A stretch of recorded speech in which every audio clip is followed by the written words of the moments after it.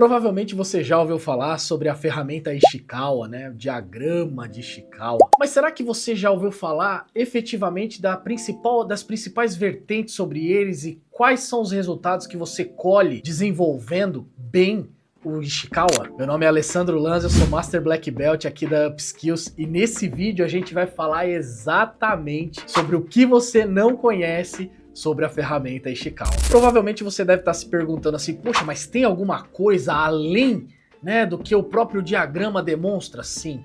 Nós vamos falar aqui um pouquinho nesse vídeo sobre esse conteúdo. O Ishikawa, gente, ele foi construído pelo famoso Kaoru Ishikawa, isso lá em 1943, quase no final da Segunda Grande Guerra. Numa determinada empresa em que ele trabalhava com engenharia, ele percebeu o seguinte ponto: nós temos muitas causas potenciais que são derivações para um problema.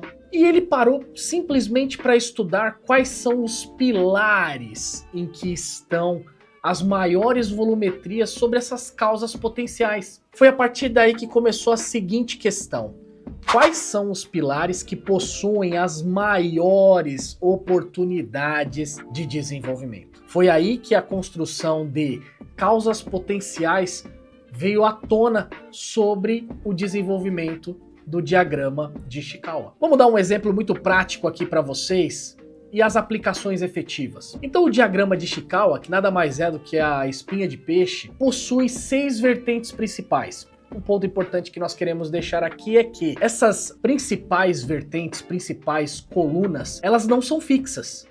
Você pode denominá-las conforme for a necessidade aí da sua empresa. Algumas empresas utilizam essas principais vertentes com o nome dos processos, com o nome das áreas, e tudo bem, não tem problema nenhum. Só que o Kaoru Ishikawa, lá naquela época, já começou a pensar o seguinte: bom, existem 6 M's, né, que são os 6 M's famosos e que nós sabemos que os principais problemas acontecem ali. Esses 6 M's são método, mão de obra, máquina, materiais, medida e meio ambiente. Esses 6 M's, eles compõem uma estrutura organizacional. Dentro dessa estrutura organizacional, você pode ter um volume de causas potenciais ou um volume de problemas, como você queira denominar. O volume dessas causas potenciais, ou seja, desses problemas para cada uma dessas vertentes, vai demonstrar onde são os pilares que você tem maior volume de oportunidade. E é a partir daí que você tem que começar o seu desenvolvimento para encontrar as causas raiz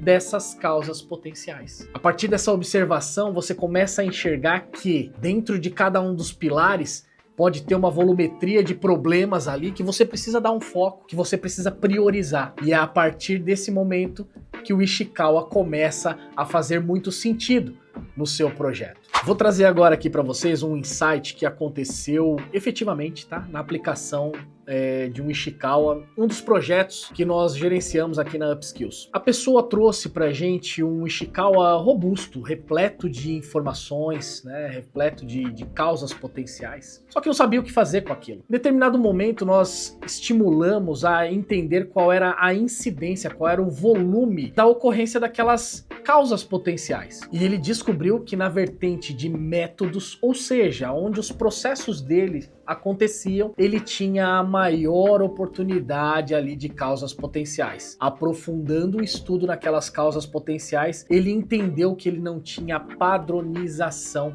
dentro da empresa e dentro do escopo em que ele estava executando. Foi um tiro certeiro. Pegamos essas informações do Ishikawa, desenvolvemos outras ferramentas que são interligadas ao Ishikawa e acabamos com aquele problema, com aquelas causas raiz dentro da vertente de método. Foi um sucesso total o projeto. Olha só para vocês entenderem do que eu tô falando. Determinada vez a gente estava desenvolvendo aí um projeto numa empresa de healthcare, um hospital. E eles estavam com um problema lá muito grande.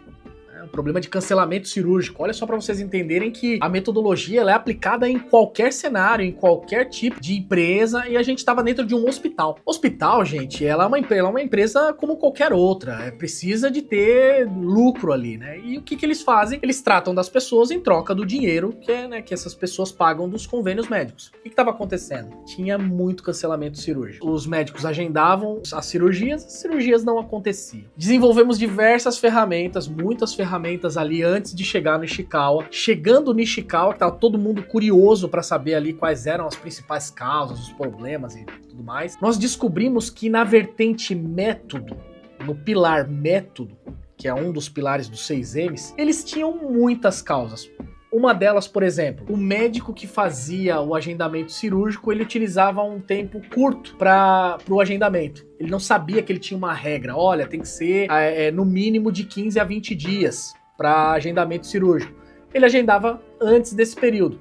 Cancelamento cirúrgico na hora. Outras coisas que aconteciam, como eram médicos de mar aberto, né, que eles chamam de bar aberto, não é um médico do hospital, é um médico que vem de contratações, contratos, ele não sabia quais eram as especificidades que aquele hospital poderia receber. Então ele também fazia uma seleção ali de cirurgia, né, agendava uma cirurgia que o hospital não estava preparado para executar.